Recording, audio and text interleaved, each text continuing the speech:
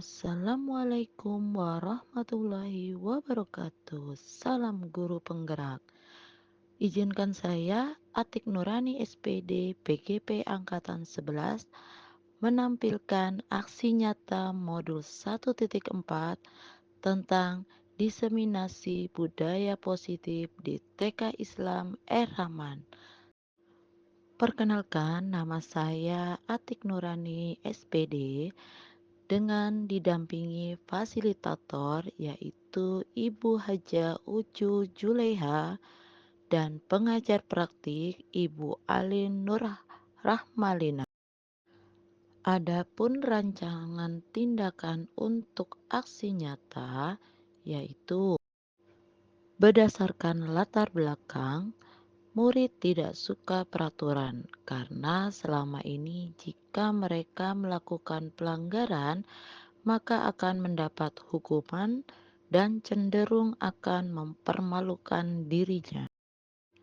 Adapun langkah-langkah tindakan yang akan dilakukan, yaitu menghadap kepala sekolah untuk menjelaskan pentingnya penanaman budaya positif dan keyakinan kelas di sekolah, serta meminta izin untuk mendiseminasikan bersama rekan-rekan guru. Kedua, mengumpulkan rekan guru untuk melakukan diseminasi pemahaman materi budaya positif. Ketiga, berkoordinasikan dan berkolaborasi dengan wali kelas untuk membuat keyakinan kelas di kelas masing-masing.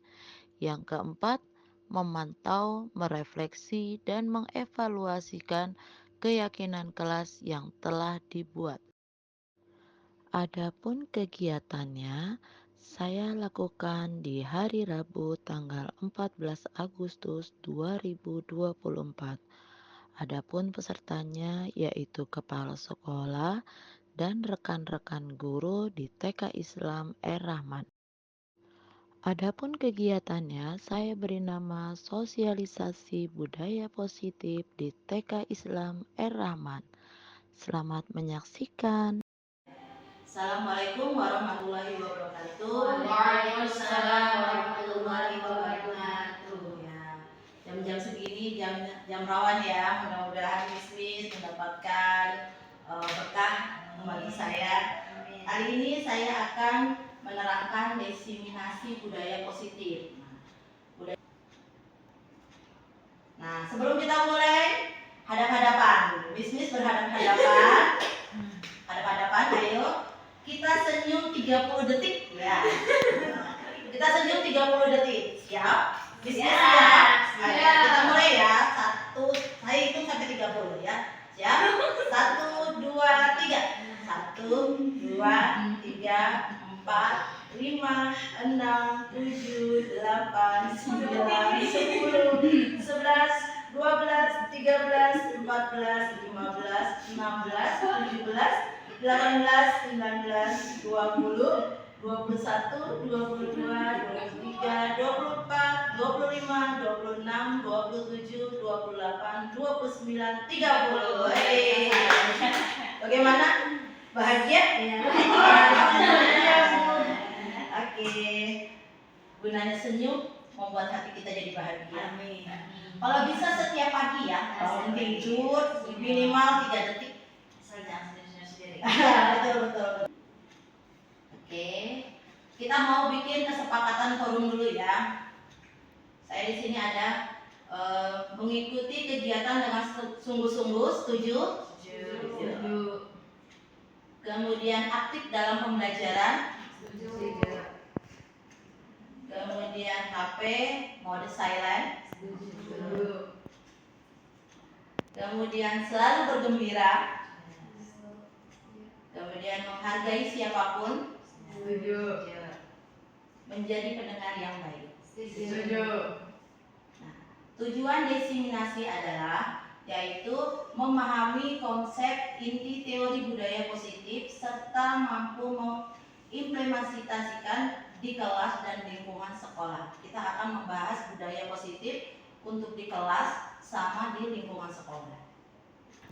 Tujuan pendidikan yaitu kita itu menuntun segala kodrat yang ada pada anak, yaitu agar mereka mencapai keselamatan dan kebahagiaan yang setinggi-tingginya baik sebagai manusia maupun sebagai anggota masyarakat. Oleh karena itu, pendidik hanya dapat menuntun tumbuh atau hidupnya kekuatan kodrat yang ada pada anak agar dapat memperbaiki kelakuannya atau dasarnya, bukan dasarnya, tapi dia akan tumbuh menjadi kekuatan kodrat anak tersebut. Jadi anak itu mempunyai dua kodrat, kodrat alam dan kodrat zaman. Kalau alam itu sudah dari masih kecilnya, kalau kodrat zaman tergantung dari zamannya. Konsep inti budaya positif itu ada satu, perubahan paradigma belajar. Kedua, disiplin positif. Ketiga, motivasi perilaku manusia. Keyakinan kelas, kebutuhan dasar manusia, posisi kontrol, dan terakhir segitiga restitusi. Saya akan membahas satu persatu. Perubahan paradigma stimulus respon, teori kontrol atau pilihan. Siapa sesungguhnya yang memiliki kontrol itu? Stimulus respon, kita mencoba mengubah seseorang agar sependapat dengan kita. Kalau teori kontrolnya, kita berusaha memahami pandangan orang lain tentang dunia. Stimulus respon, perilaku buruk dipandang satu kesalahan. Tapi kalau teori kontrol, semua perilaku pasti memiliki tujuan.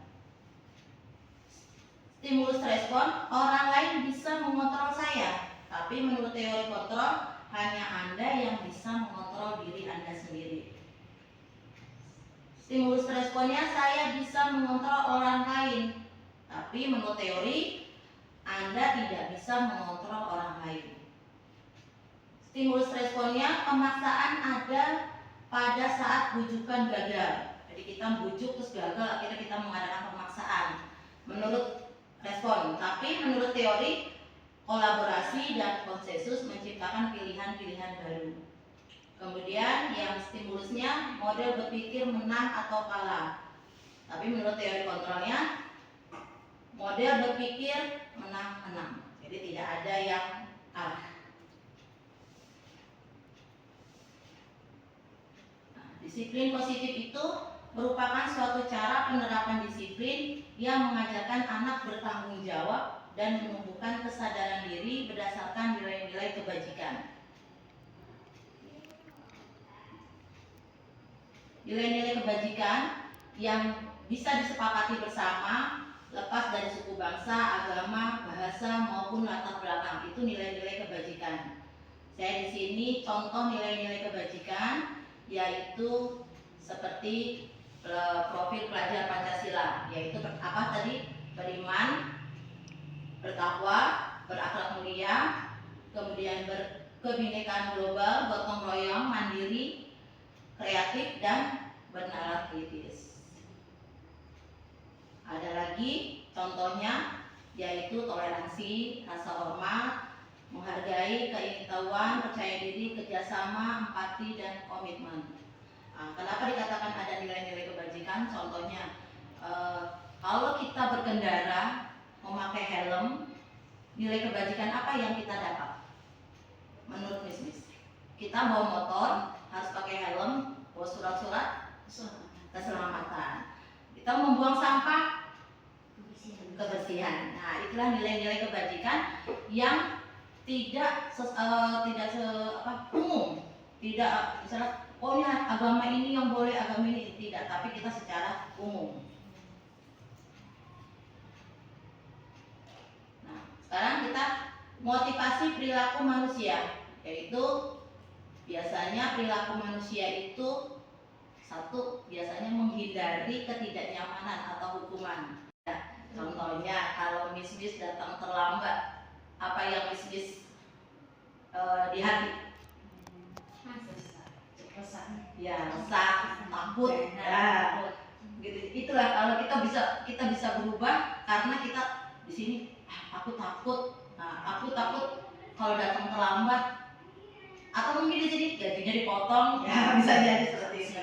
ya sanksi seperti itu. Kemudian bisa mendapatkan imbalan atau penghargaan. Misalnya TKR Rahman memberikan reward bagi yang miss-missnya yang paling rajin. Nah, terus akhirnya miss-miss, aku akan berubah rajin ke sekolah, rajin cuma karena imbalan, reward. Kemudian untuk menjadi orang yang mereka inginkan, menghargai diri sendiri dengan nilai-nilai yang mereka percaya. Nah, itu yang menurut Miss pilihannya di antara apakah yang satu, diri ini sendiri ya, pilih yang satu, kedua, atau yang ketiga? Satu ini menghindari ketidaknyamanan atau hukuman, mendapatkan imbalan. Lalu yang ketiga menjadi orang yang mereka inginkan dan menghargai diri sendiri. Apakah ada yang nomor satu di dalam hati? Sudah ada, pasti ada. Ada. Kalau yang nomor dua dapat imbalan, ini penghargaan nih, paling rajin gitu. Ya mungkin awalnya begitu ya, ada itu ya, kayak terbiasa. Oke. Berarti kita akan berubah, bisa menjadi menghargai diri sendiri ya. Proses. Ya, butuh proses. Nah, di sini saya akan keyakinan sekolah atau kelas. Mengapa keyakinan kelas, bukan peraturan kelas? Biasanya bisnis kan suka kesepakatan kelas, ya, kesepakatan kelas. Tapi di sini kenapa saya keyakinan? Karena keyakinan itu namanya kita yakin pasti akan berubah. Tapi kalau kesepakatan biasanya ini cuma sepakat gitu. Nah, menurut Diana Gosen, suatu keyakinan akan lebih memotivasi seseorang dari dalam. Motivasi intrinsik. Seseorang akan lebih tergerak, bersemangat, menjalankan keyakinannya daripada mengikuti serangkaian peraturan. Betul atau tidak? Kalau menurut Miss yakin masuk surga, berarti pasti dia beribadahnya serius gitu. Karena yakin saya dengan beribadah pasti kita bisa masuk surga. Atau yakin, ini yang murid-murid saya ajarkan, yakin, pintar. Pasti akan gimana caranya memotivasi diri kita. Nah, di sini saya membuat contoh keyakinan kelas. Saya mengambil kelompok A1 Banten, yang dimana di sini keyakinan kelas mandiri dalam merapikan mainan setelah digunakan. Kemudian saling menghargai, angkat tangan jika ingin berbicara, aktif dalam kegiatan pembelajaran, dan bekerja sama dengan menjaga kebersihan kelas. Nah, seperti itu. Ini hanya contoh. Mungkin Miss bisa membuat keyakinan kelas masing-masing atau keyakinan sekolah. Kalau keyakinan sekolah misalnya berpakaian rapi untuk orang tua, gitu, berpakaian rapi saat datang ke sekolah, seperti itu. Nah, kita ice breaking, biar nggak ngantuk. Ya, sekarang ada padapan lagi. Nah, kalau saya bilang dekat, berarti tangannya salah satu ada yang diem, gini ya. Salah satu ada yang diem, satu mendekat, agak mendekat. Ya. Nanti kalau bilang saya jauh. Kalau saya bilang tangkap, berarti yang ini siap-siap kabur. Oke, bisa? Siap? Kalau dekat? Kalau dekat nggak apa-apa, jangan. Tapi kalau belum saya bilang tangkap, berarti belum boleh tangkap, hanya dekat, ya. Jauh, dekat, jauh, tangkap. Ya. Gantian, siap? Jauh, dekat, belum. Jauh, dekat,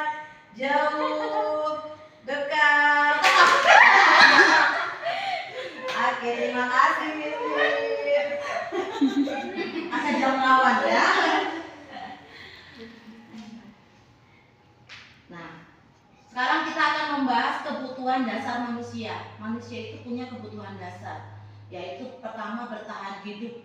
Benar nggak? Bisnis pasti punya kebutuhan bertahan hidup, yaitu ada makanan, pakaian, tempat tinggal, keamanan dan kesehatan.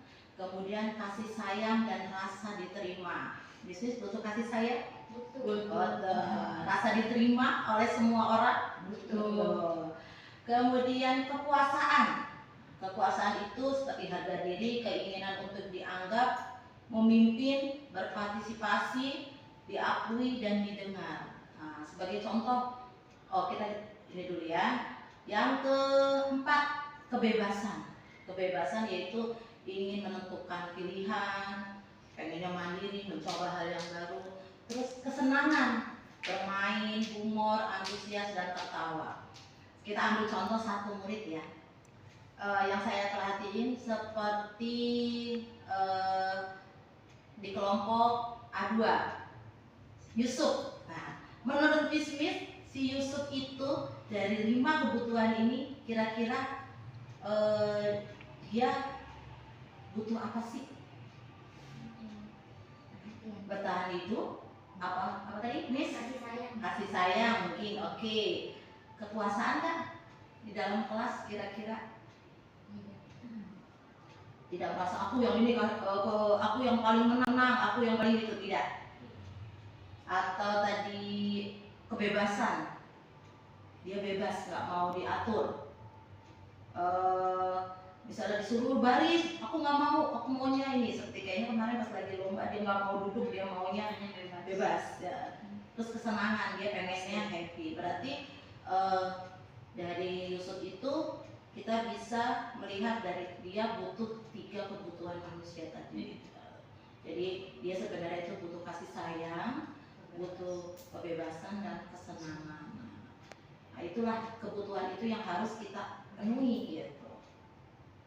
Saya juga masih belajar. Jadi bagaimana memenuhi kebutuhan tersebut. Betul. Nah, di sini saya akan menjelaskan 5 posisi kontrol guru. Guru itu ternyata punya 5 kontrol guru itu. 1, sebagai penghukum. 2, pembuat merasa bersalah. 3, teman. 4, hanya jadi pemantau. 5, manajer. Kita akan bahas satu persatu. Penghukum. Sekolah memerlukan sistem atau alat yang dapat lebih menekan murid lebih dalam. Contoh, guru yang menerapkan posisi penghukum. Patuhi aturan saya. Atau awas kalau kamu tidak melakukan. Apakah kita seperti itu? Ya, sedikit ngancam, betul.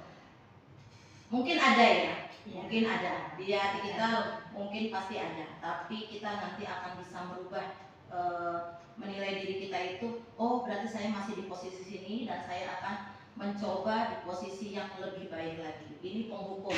Jadi guru ini senantiasa percaya bahwa dengan memberi hukuman anak itu akan berubah.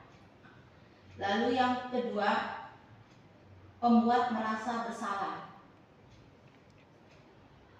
Biasanya guru di sini bersuara lebih lembut, menggunakan keheningan. Terus biasanya kata-katanya gini, ibu sangat kecewa dengan kamu. Kok kamu berkelakuan seperti ini sih? Gitu, seperti itu. Itu biasanya atau kan nanti kalau udah pada punya anak ya, misalnya anaknya tantrum apa gimana, tolong dong. Masa kamu nggak kasih sayang sama ibu gitu, seperti itu biasanya membuat anak itu jadi iya aku buat guru atau buat mama kecewa. Nah seperti itu. Di posisi ini murid akan memiliki penilaian diri yang buruk tentang diri mereka. Mereka merasa tidak berharga dan telah mengecewakan orang-orang yang disayangi. Biasanya seperti itu. Kemudian sebagai teman, guru tidak akan menyakiti murid, tapi posisi teman itu dia ngobrol sebagai teman, seakan-akan dia itu menjadi teman kita gitu. Biasanya guru yang seperti ini berkata, ya sudah, tidak apa-apa, nanti ibu bantu beresin, ya kan? Kalau misalnya di dalam ruangan, ayo kita mau merapikan, anak itu nggak mau, ya udah, ayo guru bantu. Nah, biasanya kan itu kita sebagai teman ya. Cuma negatifnya, kalau guru itu tidak membantu, murid itu akan merasa kecewa gitu. Ah, bu guru katanya jadi teman saya, tapi kenapa bu guru nggak mau bantuin? Nah, sebenarnya positifnya ada, bagus, dia bisa mendekati murid tersebut, tapi sisi negatifnya anak itu menjadi ketergantungan, ya kan? Kemudian sebagai pemantau ini hanya mengawasi saja. Oh itu begini, oh itu begini. Nah, biasanya kalau ada murid yang suka terlambat atau seharusnya jam berapa ya gitu doang, tapi dia tidak saksinya apa nih kalau datang terlambat, seperti itu. Nah, di posisi ini hanya mengadakan perhitungan atau catatan saja. Oh misalnya kayak kita ya, Reza tuh datang jam 8, oh setelah jam 8 sampai jam ini ya, saya masih di posisi pemantau saya. Seperti di posisi Reza, saya hanya melaksanakan sebagai teman dan pemantau, karena untuk menyelesaikan ke manajer saya masih butuh belajar. Jadi kita oh Reza jam segini, jam 8, jam 9 dia sudah anteng, nah baru seperti itu.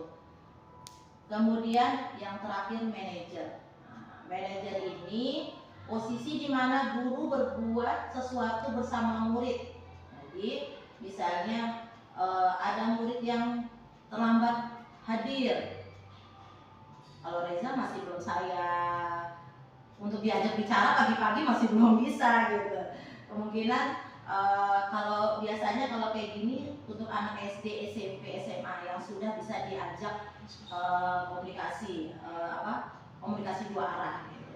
Jadi apa yang kamu yakini? Kenapa kamu datangnya terlambat? Kalau kamu datang terlambat, harusnya pintu pagar dikunci atau seperti apa gitu.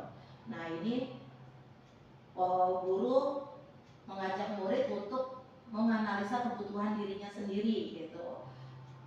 Bagaimana saya bisa berubah? Oh kalau datang terlambat, besoknya bagaimana harus datangnya lebih pagi lagi. Nah, di sini ada segitiga restitusi, yaitu suatu proses dialog yang dijalankan oleh guru kepada murid saat ada suatu permasalahan agar menghasilkan murid yang mandiri dan bertanggung jawab. Tahapan segitiga restitusi yaitu pertama menstabilkan identitas. Jadi setiap misalnya ada anak yang berantem atau ada anak yang tidak mengikuti aturan, biasanya kita menstabilkan identitas. Jadi kita panggil anak itu, kemudian kita bikin kenapa tadi kamu melakukan apa, kesalahan apa, seperti itu. Kemudian setelah anak itu menceritakan, ya aku begini berbuat salah seperti ini, baru validasi kebutuhan.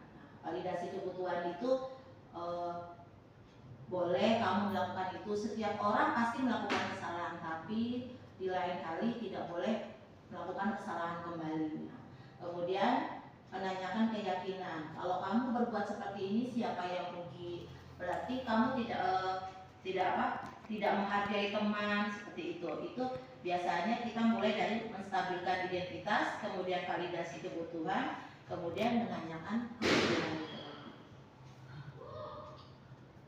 Kemudian manfaat restitusi, yaitu restitusi itu tawaran, bukan paksaan. Kita menawarkan dan anak itu yang menentukan pilihan jawabannya sendiri. Restitusi juga memperbaiki hubungan yang tadinya murid tidak nyaman masuk ke dalam kelas, akhirnya bisa menjadi nyaman.